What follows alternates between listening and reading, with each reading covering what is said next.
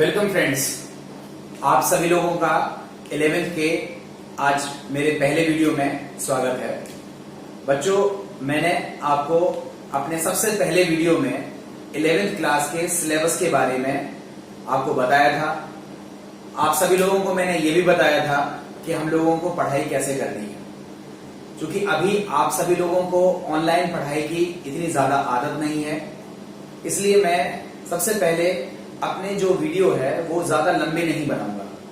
उन वीडियो को मैं 15 मिनट के आसपास का रखूंगा, जिससे मैं आप सभी लोगों के पढ़ने का जो लेवल है वो धीमे धीमे डेवलप कर पाऊंगा। जब 5-7 वीडियो में जब आपका लेवल डेवलप हो जाएगा तो आप सभी लोगों को फिर मैं ज्यादा कंटेंट दे पाऊंगा और फिर आपको पढ़ने का स्ट्रेटजी पता चल जाएगा। देखो, एक चीज आप लोगों को अच्छे से समझ लेनी है। क्लास शुरू करने से पहले मैं आपको जो मुख्य बात बताना चाहता हूं कि 11th क्लास के सभी बच्चे जब भी मेरा वीडियो देखा करें तो एक रफ कॉपी और एक पेन, ये दो चीजें आप अपने साथ लेकर के बैठा करें। वीडियो को कान में लीड लगा करके अगर आप सुनते हैं तो ज्यादा बेहतर रहता है, वरना आपकी पर्सनल स्वेच्छा है, आप किस तरह से सुनना चाहते हो। दूसरी चीज आपको ये बता दूं कि देखो, केवल वीडियो सुनने से या थोड़ी थोड़ी चीजें लिख लेने से चीजें नहीं आती है। इसके लिए जरूरी है कि हम रेगुलर वे में इसकी प्रैक्टिस करें। किस तरह के क्वेश्चंस पेपर में आते हैं, जितने ज्यादा हम क्वेश्चंस करेंगे उतना ज्यादा हमारा सब्जेक्ट में कमांड बढ़ेगा। तो देखो, क्वेश्चंस कैसे करें, क्वेश्चंस कहाँ से मिले, किताब तो हमारे पास अभी ज्यादा है नहीं है, कोई दिक्कत नहीं है। अभी हो सकता है आपके पास किताब भी ना हो, तो उसके लिए आपको कुछ नहीं करना है, आप मेरे वीडियो क्रम से देखिए, पहली चीज। दूसरी चीज, आप मेरे इस वीडियो में जब आप डिस्क्रिप्शन बॉक्स को खोलोगे तो उसमें थोड़ा सा पढ़िएगा। कंटेंट के बाद नीचे लिखा रहता है कि आप मेरे टेलीग्राम ग्रुप को ज्वाइन कर लीजिए। तो आप सभी बच्चे सबसे पहले अपने मोबाइल में, एंड्रॉयड मोबाइल में आप टेलीग्राम प्ले स्टोर से डाउनलोड कर लीजिए और फिर उस लिंक पर क्लिक करके आप मेरे उस चैनल को ज्वाइन कर लीजिए। उससे होगा क्या? सबसे पहली चीज तो ये कि मैं अपने सारे वीडियोस की लिंक आपको उस टेलीग्राम ग्रुप पर भेज दूंगा, जिससे आपको ढूंढना भटकना नहीं पड़ेगा। कुछ लोगों ने सब्सक्राइब वाला बटन भी दबा दिया होगा, उससे भी बेहतर रहता है भाई, आपको नोटिफिकेशन रेगुलर आता रहता है कि भाई ये वीडियो आ गया, देख लो। वैसे भी मैं आपको टाइम बता दिया हूँ, एग्जैक्टली रात 8:30 बजे मैं वीडियो अपलोड करता हूँ, एक वीडियो अपलोड हो जाए।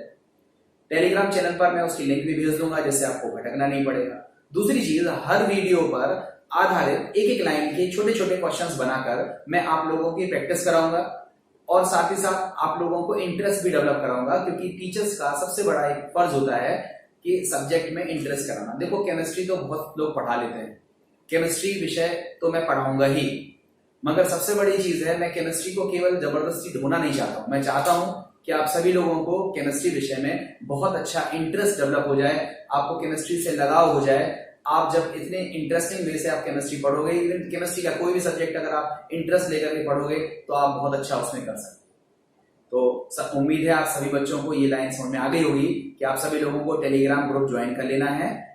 इस वीडियो को देखने के तुरंत बाद मैं डिस्क्रिप्शन बॉक्स में इसकी लिंक दे रखा हूं। मेरे किसी भी वीडियो में आप जाइएगा, उसमें डिस्क्रिप्शन बॉक्स में लिंक दी रखी हुई है, मगर ध्यान रखिएगा 12th वाले ग्रुप को ज्वाइन मत करिएगा। 12th वाला ग्रुप अलग है, 11th वाला ग्रुप अलग है, 12th की पढ़ाई अलग है, 11th की पढ़ाई अलग है। इसलिए 11th वाले इस वीडियो में जो डिस्क्रिप्शन बॉक्स में लिंक रहेगी उसी को आपको क्लिक करना है और 11th वाला ही ज्वाइन करना है। दूसरी चीज, बिना पढ़ने वाले बच्चों की कोई आवश्यकता नहीं है कि वो मेरा वीडियो देखें और वो इसको पढ़ें। मैं उन्हीं बच्चों के लिए यहाँ पर पढ़ाना चाहता हूँ जो अपने करियर को लेकर के सिंसियर हैं या वो कुछ करना चाहते हैं। देखो, मैंने फिर बताया, आपके नंबर मुझे मायने नहीं रखते हैं, नंबर आपके 2 हो, 5 हो, 10 हो, मुझे नहीं पता। मैं आपको केमिस्ट्री 0 से पढ़ा रहा हूँ और जब केमिस्ट्री खत्म करूंगा तो टॉप पे लाकर खत्म करूंगा कि आपको मैक्सिमम चीजें केमिस्ट्री की आती रहेंगी। तो आइए, बिना टाइम बर्बाद किए हुए मैं अपना लेसन स्टार्ट करता हूँ। देखिए, हमारा जो लेसन है वो हमने आपको सिलेबस के दौरान ही बताया था कि हम लोग जो लेसन स्टार्ट करने वाले हैं वो लेसन है यूनिट नंबर 2। सेकेंड यूनिट से हम स्टार्ट करेंगे और उस यूनिट नंबर 2 या इकाई नंबर 2 का नाम होता है परमाणु संरचना, जिसको हम बोलते हैं एटॉमिक स्ट्रक्चर। बोर्ड पे लिखा हुआ है यूनिट नंबर 2 परमाणु संरचना, जिसको हम इंग्लिश में कहते हैं एटॉमिक स्ट्रक्चर। देखो, एटॉमिक स्ट्रक्चर क्या चीज है, हम किस तरह से इसको सीखेंगे, आप इसको ऐसा समझिए। हमारे पास कोई भी पदार्थ है, थोड़ी देर के लिए हम एक उदाहरण ले लेते हैं। जैसे हम आपसे कहें चलो धावन सोडा, तो आप बताओ हमें धावन सोडा का सूत्र क्या होता है। मैक्सिमम लोगों को पता होगा, नहीं पता होगा तो कोई बात नहीं। हमने एक पदार्थ लिया धावन सोडा, सूत्र है इसका Na2CO3। देखो Na2CO3.10H2O। देखो मैं अभी 11th स्टैंडर्ड पे पढ़ा रहा हूँ, मेरा काम है आपको सिखाना, समझाना। चीजों की बारीकियां या बाल की खाल निकालना ये मैं अपने वीडियो में नहीं करता हूं। मेरा सीधा सा काम है कि मैं आपको सब्जेक्ट सिखा रहा हूं। आप पहले सीखिए, बाल की खाल बाद में निकालिएगा। जब आता ही आता नहीं रहेगा तो फिर कई लोगों की आदत होती नहीं, इसका सूत्र तो Na2CO3.10H2O तो होता है। तो यहाँ पर मैं आप सभी लोगों को बता दूं, मैं आपको सिखाना चाहता हूं, सीखिए बस केवल आप। हमने क्या बोला कि हमने एक पदार्थ लिया और उस पदार्थ का नाम हमने क्या लिया, धावन सोडा। धावन सोडा का सूत्र क्या होता है, Na2CO3। अब सबसे पहले हम लोगों को दिमाग में रखना है कि जो पदार्थ होता है वह अणुओं से मिलकर बना होता है। ध्यान से समझिएगा, जो पदार्थ होता है, पदार्थ को हम इंग्लिश में कहते हैं सब्सटेंस। सब्सटेंस जो होता है वो अणुओं से मिलकर बना होता है, अणुओं को बोलते हैं मॉलिक्यूल।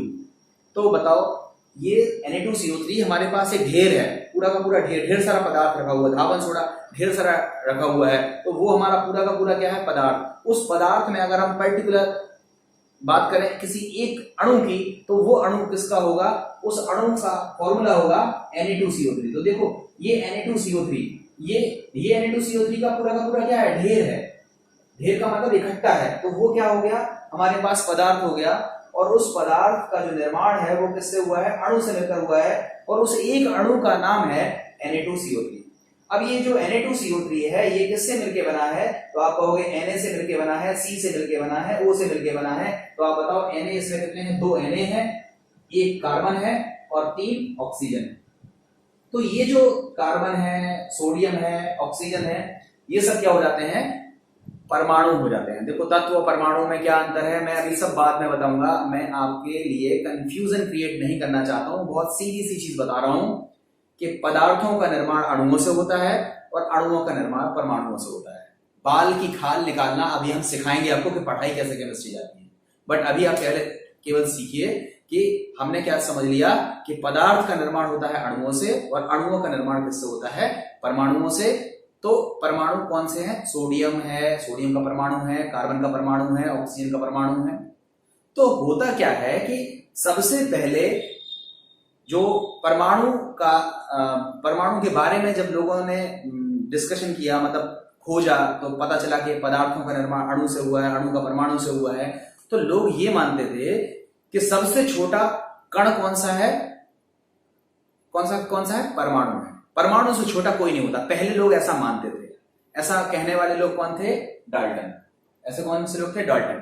डाल्टन क्या होते हैं, क्या कहते हैं, परमाणु अविभाज्य है। अविभाज्य का मतलब है इससे छोटा कोई भी कण नहीं होता है, सबसे छोटा कौन होता है, परमाणु होता है।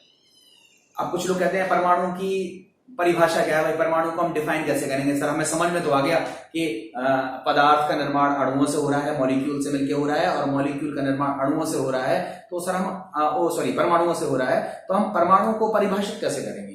तो वो परिभाषा बोर्ड पे लिखी हुई है, आप इसको समझ लीजिए कि परमाणु किसी पदार्थ का वह सूक्ष्मतम भाग है जो रासायनिक अभिक्रिया में भाग लेता है। आप खुद देखो, जैसे हमने कहा HCl और NaOH की रिएक्शन कराई तो NaCl बन गया प्लस H2O बन गया।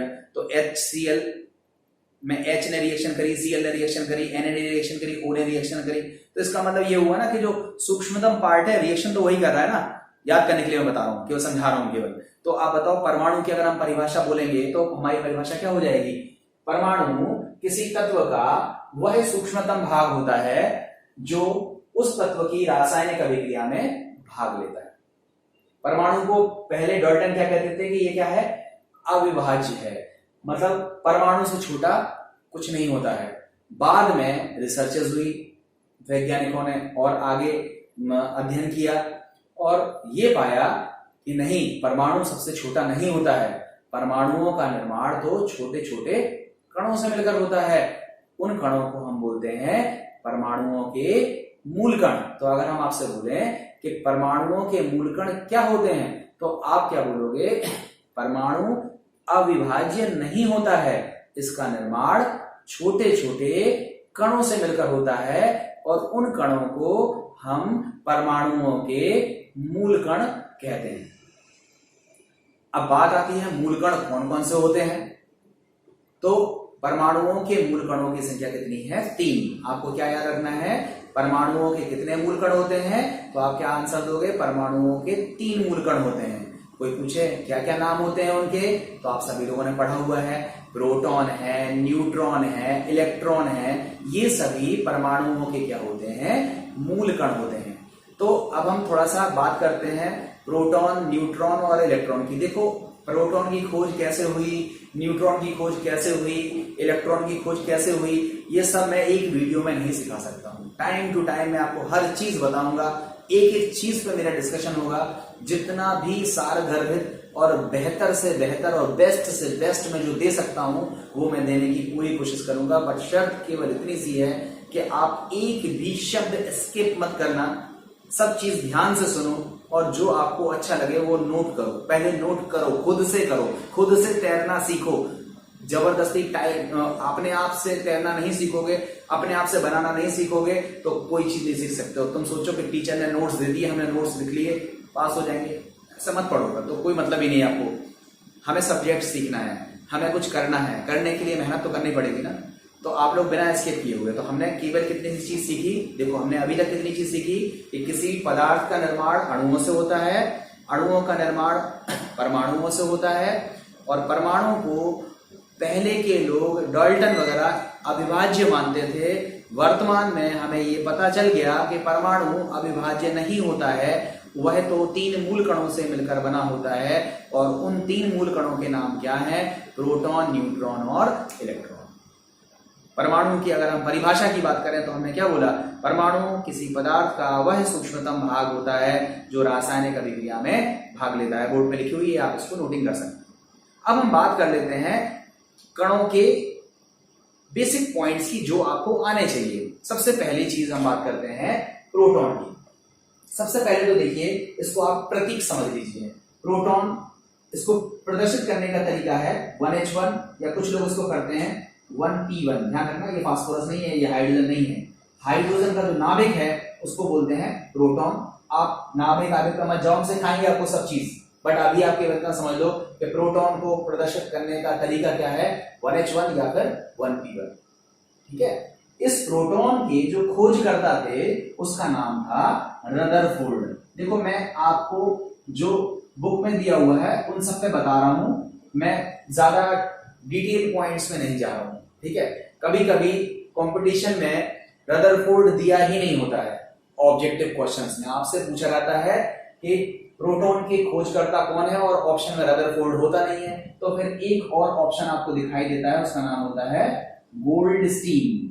तो ये भी प्रोटॉन के खोजकर्ता माने जाते हैं। रदरफोर्ड ना होने की ऑप्शन में आप किस ऑप्शन को टिक करोगे? गोल्डस्टीन। खैर, वो जो प्रोटॉन है उसके खोजकर्ता का नाम क्या हो जाता है? रदरफोर्ड। आवेश में आप याद रखिए कि ये धन आवेशित कण है। कैसा कण है ये? धनावेशित कण है। इसके ऊपर कौन सा आवेश होता है? प्लस चार्ज होता है, धनावेशित कण होता है। और इस पर 1 इकाई धनावेश होता है। 1 इकाई धनावेश का जो वैल्यू है वो कितना होता है? Plus 1.6 into 10⁻⁻19 coulomb. देखो आवेश की जो इकाई है, यूनिट है, वो क्या होती है? कूलाम। और कूलाम में अगर हम इसकी वैल्यू को याद करें तो आप याद क्या करेंगे कि प्रोटॉन पर कितना आवेश होता है? तो याद रखेंगे प्लस 1.6 इंटू 10⁻⁻19 कूलाम, इतना इस पर आवेश होता है। इसका जो द्रव्यमान है, देखो इसका द्रव्यमान हम ग्राम में तो लिखेंगे। देखो हम किसी भी पदार्थ को तौलते हैं तो ग्राम में भी तुलता है, किलोग्राम में भी तुलता है, मगर जो छोटे छोटे पार्टिकल्स होते हैं उन्हें हम एक और इकाई में तौलते हैं और उस इकाई का नाम होता है AMU, atomic mass unit. Atomic mass unit में हम जब तौलते हैं तो हमें संख्या थोड़ी सी लिखनी पड़ती है। तो आप AMU क्या है, AMU का डिस्कशन क्या कर देंगे, वो हम बाकी चीजें हम फिर लेंगे। नेक्स्ट वीडियो में हम सब चीज बताने वाले हैं आपको, मगर अभी हमारा काम केवल इतना सा है कि हम आपको ये बताएं कि प्रोटॉन का द्रव्यमान AMU में कितना होता है। तो इसको आप याद रखेंगे, इसका द्रव्यमान AMU में कितना होता है? 1.007। AMU इसका द्रव्यमान होता है। अगर आप पूरा लिखना चाहो तो 1.007276 इतना सब लिख सकते हो, वरना कोई जरूरत नहीं है, आप केवल दशमलव के 3 ही अंक याद रखो, ज्यादा बेहतर रहेगा। 1.007 AMU ये इसका द्रव्यमान होता है। और जब हम इसका द्रव्यमान ग्राम में देखते हैं, ठीक है, इसका द्रव्यमान जब हम लोग ग्राम में देखते हैं तो इसका द्रव्यमान हमें ग्राम में कितना याद रखना है, 1.672। इसका द्रव्यमान कितना होता है, 1.672 इंटू 10 to the power -24 ग्राम। याद रखिएगा, ये बहुत पूछा जाता है, आपसे पूछा जाता है प्रोटॉन का द्रव्यमान कितना होता है, तो आपका आंसर कितना हो जाएगा, 1.672 इंटू 10 to the power -24 ग्राम। अब अगर हम न्यूट्रॉन की बात करते हैं, ठीक है, तो न्यूट्रॉन की बात करें तो ये जो न्यूट्रॉन है इसके जो खोज करता है उनका नाम होता है चैडविक। क्या नाम होता है, चैडविक। दूसरा, इस पर कोई भी आवेश नहीं होता, मतलब ये कैसा होता है, उदासीन होता है, ना तो इस पर धनावेश है ना ही इस पर ऋणावेश है, मतलब जीरो आवेश है, इसका मतलब ये उदासीन होता है। और इसका जो द्रव्यमान है वो 1.008 AMU होता है। देखो आगे भी है 8 के आगे, मगर आप दशमलव के 3 अंक भी याद रखेंगे तो हमारा केमिस्ट्री में काम अभी चलता रहेगा। न्यूट्रॉन का द्रव्यमान कितना होता है, 1.008 AMU। बुक से देख करके आप और बढ़ा के लिख सकते हो। इसका द्रव्यमान किलोग्राम में भी आपको याद रखना है, कितना होता है, किलोग्राम में द्रव्यमान आप याद रखेंगे 1.675 इंटू 10 to the power -24 ग्राम। ये इसका न्यूट्रॉन का द्रव्यमान होता है। अब आपको पता होगा कि हमारा जो परमाणु है उसके केंद्र में होता है, क्या होता है, नाभिक। केंद्र में क्या होता है, नाभिक, जिसको हम बोलते हैं न्यूक्लियस। और उसके चारों ओर इलेक्ट्रॉन विभिन्न कक्षाओं में क्या करते हैं, चक्कर लगाते हैं। ये क्या है, नाभिक, और इलेक्ट्रॉन कहाँ है, बाहर की तरफ चक्कर लगा रहे हैं।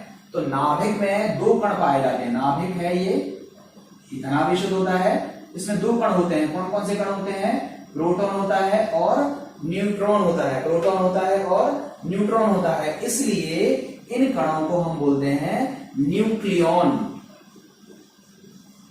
न्यूक्लियॉन। तो आपसे पूछा जाता है न्यूक्लियॉन क्या है, तो आप बोलोगे जो न्यूक्लियस में कण होते हैं, न्यूक्लियस मतलब जो नाभिक में कण होते हैं, उसको हम क्या बोलते हैं, न्यूक्लियॉन। न्यूक्लियॉन का मतलब है प्रोटॉन और न्यूट्रॉनों का जोड़, उसको हम क्या बोलते हैं, न्यूक्लियॉन। तो प्रोटॉन के बारे में आपने क्या सीखा, इसकी खोज रदरफोर्ड ने करी। यह एक धनावेशित कण है, इस पर 1 इकाई धनावेश होता है। इसका मान +1.6 into 10 to the power -19 coulomb होता है। और इसका द्रव्यमान 1.007 AMU होता है, अथवा ग्राम में इसका द्रव्यमान 1.672 इंटू 10 to the power -24 ग्राम होता है। ये प्रोटॉन के बारे में हुआ। न्यूट्रॉन के बारे में हमने क्या सीखा कि न्यूट्रॉन एक उदासीन कण है, ये भी नाभिक के अंदर पाया जाता है। इसकी खोज चैडविक ने करी थी। इसका द्रव्यमान 1.008 AMU होता है, या ग्राम में बात करें तो 1.675 इंटू 10 to the power -24 ग्राम इसका द्रव्यमान होता है। अब हम आखिरी कण की बात और कर लेते हैं। बात कण है इलेक्ट्रॉन। इलेक्ट्रॉन के जो खोजकर्ता हैं, उन खोजकर्ता का नाम आप सभी लोगों ने पढ़ा होगा, इसको हम बोलते हैं जे टॉमसन या थॉमसन, जो भी आपने लिखा हो, जे टॉमसन। थॉमसन भी लिखा होता है, एक ही चीज है, ठीक है, उच्चारण का अंतर है। तो जे टॉमसन नामक वैज्ञानिक ने किसकी खोज करी, इलेक्ट्रॉन की खोज करी। इलेक्ट्रॉन पर जो आवेश है वह कैसा होता है, ऋणावेश होता है, और इसका मान कितना होता है, -1.6 into 10 to the power -19 coulomb. ठीक है, ये इसका आवेश होता है। इसका जो द्रव्यमान है उसको हम याद करेंगे 1.00546 AMU। इसका जो द्रव्यमान है वो कितना होता है, 1.00548 है, सॉरी 548 AMU इसका द्रव्यमान होता है। और अगर इसका हम द्रव्यमान ग्राम में देखें, अगर इसका द्रव्यमान हम किस में देखें, ग्राम में देखें, तो इसका द्रव्यमान होता है 9.1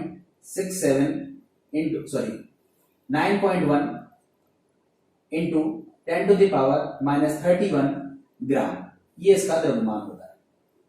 9.1 into 10 to the power minus 31 gram, ये इसका द्रव्यमान होता है। ये आपको चीजें याद कर लेनी है। अब हम आपसे नॉर्मल सा क्वेश्चन पूछ रहे हैं कि आप बताओ, परमाणु में 3 मूलकण होते हैं, बताओ सबसे भारी मूलकण कौन सा है? बिना देखे बताओ, सबसे भारी मूलकण कौन सा होता है? न्यूट्रॉन। याद कर लीजिएगा, सबसे भारी मूलकण कौन सा है? न्यूट्रॉन। देखो इसका द्रव्यमान प्रोटॉन से भी ज्यादा है। और सबसे हल्का मूलकण कौन सा है? इलेक्ट्रॉन। कौन सा मूलकण ऋणावेशित है? इलेक्ट्रॉन। कौन सा धनावेशित है? प्रोटॉन। किस पर आवेश नहीं होता है? न्यूट्रॉन। किसके खोजकर्ता कौन है? ये सब क्वेश्चन मैं आपको टेलीग्राम ग्रुप पर दूंगा। आई थिंक आपको इतना चीज समझ में आ गया होगा। अब हम थोड़ा सा आगे 2 चीजें और सीख लेते हैं, उसके बाद तब फिर हम अगले टॉपिक पर मूव करेंगे। देखो, हमने एक बात करी कि हमारे पास परमाणु है, उस परमाणु के जो केंद्र है, उस केंद्र में क्या होता है? नाभिक। केंद्र में क्या होता है? नाभिक, न्यूक्लियस। और उसके चारों ओर कौन होते हैं? इलेक्ट्रॉन। अब हम आपसे बात कर रहे हैं कि न्यूक्लियस में क्या होते हैं, तो आपने कहा प्रोटॉन होते हैं और न्यूट्रॉन होते हैं। तो और इलेक्ट्रॉन कहां चक्कर लगाते हैं? बाहर चक्कर लगाते हैं। अब बात आई, प्रोटॉन अकेले क्यों नहीं होते, उनको न्यूट्रॉन साथ में क्यों होते हैं? न्यूट्रॉन का होना क्यों जरूरी है? जब वो आवेश ही नहीं है उस पे, तो वो न्यूक्लियस के अंदर क्या कर रहा है? उसको क्यों रखा गया है न्यूक्लियस में? प्रोटॉन के साथ साथ न्यूट्रॉन क्यों पाए जाते हैं? तो आप ऐसा सोचो, हमारे पास एक परमाणु है, परमाणु भी बहुत छोटा होता है, आपको पता है, और न्यूक्लियस तो उसका हजारों गुना और छोटा होता है। तो एक नाभिक इतना छोटा सा है और उसमें कई सारे प्रोटॉन हैं। मान लो थोड़ी देर के लिए एक परमाणु में 50 प्रोटॉन है। थोड़ा सोचो, छोटे से नाभिक में अगर 50 प्रोटॉन है और हर एक प्रोटॉन पर धनावेश अगर है, तो धन और धन के बीच में, पॉजिटिव और पॉजिटिव के बीच में रिपल्शन लगेगा, प्रतिकर्षण लगेगा। तो ऐसी स्थिति में वो प्रोटॉन लगातार खिंचे हुए रहेंगे, तने हुए रहेंगे, प्रतिकर्षण लगेगा, वो न्यूक्लियस टूटने की स्थिति में रहेगा, मगर न्यूक्लियस तो टूटता नहीं है, परमाणु तो स्टेबल होता है। तो ऐसी क्या चीज होती है जो प्रोटॉन और प्रोटॉन के लगने वाले प्रतिकर्षण बल को कंट्रोल करके रखती है? तो उसके पीछे एक कण का योगदान होता है, जिसको हम बोलते हैं न्यूट्रॉन। देखो, मैं कक्षा 11 के हिसाब से पढ़ा रहा हूं, मैं आपको उस लेवल पर नहीं ले जा रहा हूं, उस लेवल पर नहीं ले जा रहा हूं कि आप पर आप अपनी पकड़ बना लो, आप सीखो, आप सब बना लोगे। जब ये चैप्टर खत्म होगा आपको एक एक चीज क्लियर होगी। बट अभी के लिए, समझाने के लिए, बच्चों के लिए मैं बता रहा हूं कि प्रोटॉन और प्रोटॉन के बीच में लगता है रिपल्शन, प्रतिकर्षण। उस रिपल्शन के बीच में अगर एक कण आ जाता है न्यूट्रॉन, तो आप बताओ, अगर न्यूट्रॉन है, सोचो एक तुम हो, एक तुम्हारा दोस्त है, दोनों के बीच में धुआंधार लड़ाई हो रही है, वो इसमें दे रहा है, वो इसमें दे रहा है। अगर बीच में कोई तीसरा व्यक्ति आ जाता है, तो वो व्यक्ति अगर किसी में मारता है तो सीधा उसमें नहीं लगता है, बल्कि किसमें चोट लगती है? उस तीसरे व्यक्ति में चोट लगती है। एंड फाइनली 2 लोगों की लड़ाई जो है वो थोड़ी सी क्या हो जाती है? कंट्रोल हो जाती है। तो यही चीज यहाँ पर हो रही है कि 2 प्रोटॉन्स हैं, धनावेशित हैं, दोनों के बीच प्रतिकर्षण लग रहा है, और उस प्रतिकर्षण को कंट्रोल करने के लिए न्यूट्रॉन ने अपना योगदान दिया। वो दोनों प्रोटॉनों के बीच में आ गया और कहीं ना कहीं परमाणु को स्थायित्व मिल गया। तो कहीं ना कहीं स्थायित्व की लिए, परमाणुओं के स्थायित्व के लिए न्यूट्रॉन का योगदान रहा होगा। आगे फिर युकावा नामक साइंटिस्ट आते हैं, प्रोटॉन का न्यूट्रॉन में, न्यूट्रॉन का प्रोटॉन में, पाई मेसॉन वगैरह, ये सब चीज मैं आपको सिखाऊंगा। बट अभी हम यहाँ पर केवल इतनी सी बात बता रहे हैं कि परमाणुओं में प्रोटॉन होते हैं, नाभिक में प्रोटॉन होते हैं और साथ में न्यूट्रॉन होते हैं। कोई पूछे कि न्यूट्रॉन क्यों होते हैं, तो उसका आंसर क्या होगा? परमाणुओं के नाभिक में जो प्रोटॉन है, उनके बीच में लगने वाले प्रतिकर्षण बल को कंट्रोल करने के लिए, कम करने के लिए न्यूट्रॉन का योगदान होता है। और नाभिक के चारों ओर इलेक्ट्रॉन चक्कर लगाते हैं। अब इलेक्ट्रॉन चक्कर लगाते हैं तो इलेक्ट्रॉनों को ऊर्जा कहाँ से मिलती है, क्यों चक्कर लगाते हैं, कौन उनको धकेलता है, ये सब चीजें बात होती है बाद में। बट अभी आपको जितनी चीजें पता है वो चीजें आपने क्या सीखी कि पदार्थ का निर्माण अणुओं से, अणुओं का परमाणुओं से, परमाणुओं के केंद्र में नाभिक, नाभिक में प्रोटॉन और न्यूट्रॉन, और इलेक्ट्रॉन उसके चारों ओर चक्कर लगाते हैं। प्रोटॉन, न्यूट्रॉन और इलेक्ट्रॉन के बारे में कुछ बेसिक इंफॉर्मेशन थी जो बोर्ड पे लिखी हुई है। उम्मीद है आप सभी लोग इस इंफॉर्मेशन को अपनी कॉपी पे नोट डाउन कर लोगे और ज्यादा से ज्यादा 11th के बच्चों को आप इस वीडियो को शेयर करोगे, ज्यादा से ज्यादा दोस्तों तक इसको पहुंचाओगे, जिससे सभी बच्चे क्रम से एक सूत्र में बंध जाएं और घर बैठे जो लॉकडाउन का समय है उसका सदुपयोग करें और सभी बच्चे बहुत अच्छा कुछ सीखें। Thank you very much. Next video next day 8:30 बजे रात को मैं अपलोड करूंगा।